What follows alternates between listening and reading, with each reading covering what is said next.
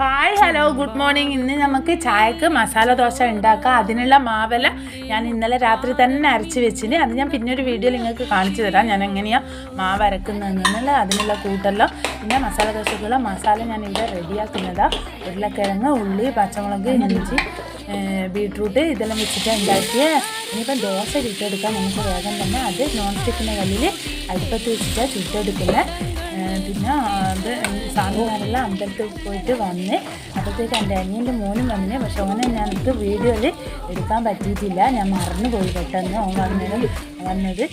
പിന്നെ ഞാൻ പിന്നീട് വീഡിയോയിൽ എടുക്കാം അങ്ങനെ ഇവർക്കുള്ള ചായയെല്ലാം ഞാൻ വേഗം തന്നെ പാത്രത്തിൽ എടുത്ത് വെക്കട്ടെ. ചട്നി ഉണ്ടാക്കിയതിനും പക്ഷെ ചട്നീൻ്റെ വീഡിയോ എടുക്കാൻ പറ്റിയിട്ടില്ല.